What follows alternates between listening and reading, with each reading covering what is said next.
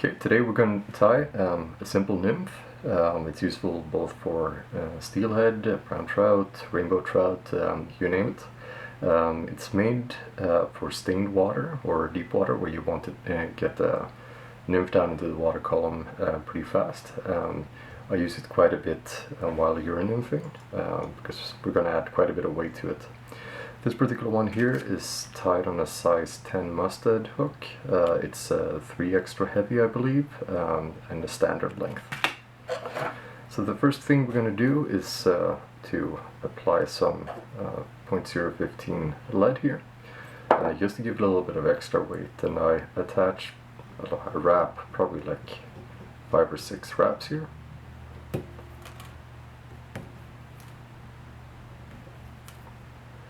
Like so. The thread I'm using, it's a Uni-Thread 6/0 in black.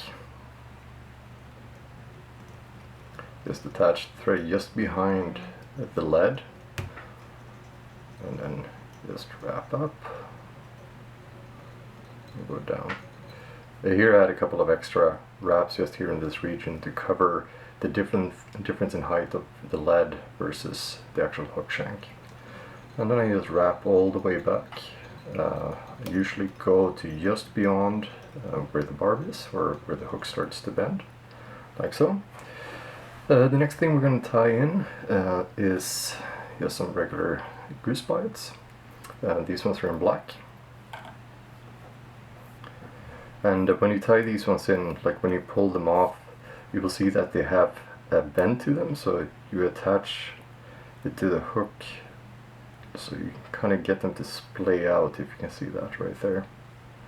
So you just measure it up, and you probably want these ones to be somewhere around like 1/3 to maybe 1/2 of the actual hook shank length. You just offer them up, like so. Cinch them down. Goose bites are pretty good. Like after you attach them with 1 or 2 thread wraps, you can actually pull on these and adjust the length if you need to. These ones here are pretty good, I think, so it should be good. So just cinch it down, like so. The goose bite ends here. What I do is I usually cut it down just behind the lead, so I don't cut it all the way back, and this helps to actually give a little bit of a taper to the fly. Then I just put them all the way up, like so. Keep going back. Forward a little bit. Here I go a couple of times back and forth, just again to help to create the taper of the fly. The next thing we're going to tie in is the ribbing material, and it's soft wire and neon olive. This one here is size small.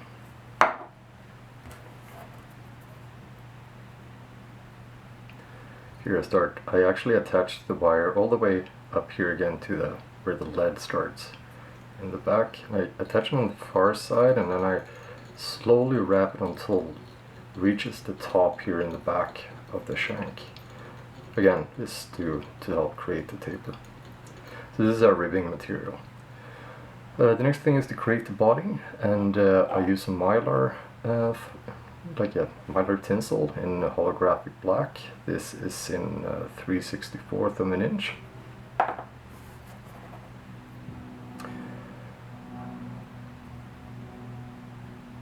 This holographic color is great. It gives it a little bit of a, like a holographic speckled shine to it.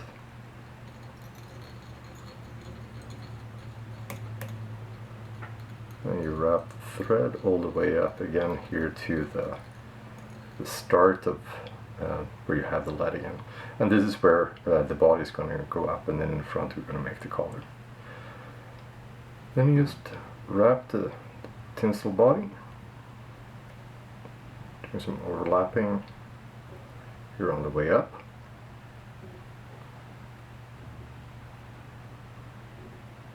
There we go.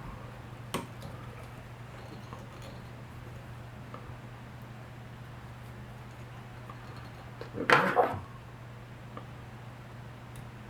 Like so. And then you just wrap the ribbing here over the tinsel. try to evenly space the wraps here. It's probably about 4 or 5 of them in total. Up here in the front. And the wire, like, you can either snip it off or you can just wind it around like this and it's going to go off like that.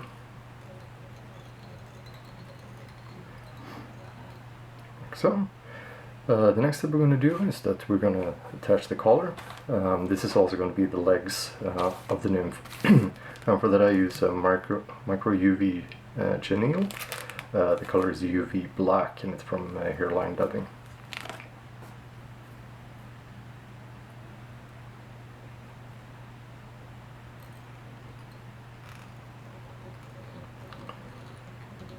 And you bind these, the chenille, probably back to where you had the lead starting to. So you have it attached, and then you bring the thread all the way to the front. And then you just wrap this around. I like to stroke back the fibers here a little bit. It's probably like 4 or 5 wraps here. This is up to you, your liking, how bulky you want all of these legs here to be in the actual collar.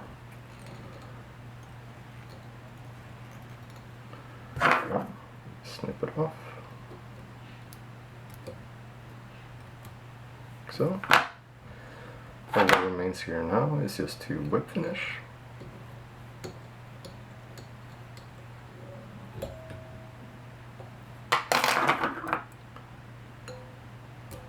Snip off the thread. So that's technically it. It's a great fly. Like I mentioned earlier, like I use it everywhere from fishing steelhead. When I'm fishing it on for steelhead, I generally use a little bit of a larger hook. I size up the bead. This particular bead here is 7/32 inch. I might go even higher than that if I'm using a larger hook, such as size 8 or size 6. But overall, it's a great pattern. You can also modify the colors a little bit. So instead of using Chartreuse like we did here, so like a Chartreuse ribbing and a bead, what you can do is just to use orange instead, for example. And if you see this one here, this one is tied in the same way, but instead we have orange bead and orange ribbing, while all the other materials are the same. I call this particular fly the Wildcard. I'm sure it's been tied in a million different ways, but this is my way of tying it. I like it a lot. It's been productive for me, so enjoy. Tie up a couple and go out there and try it out. Alright, thank you.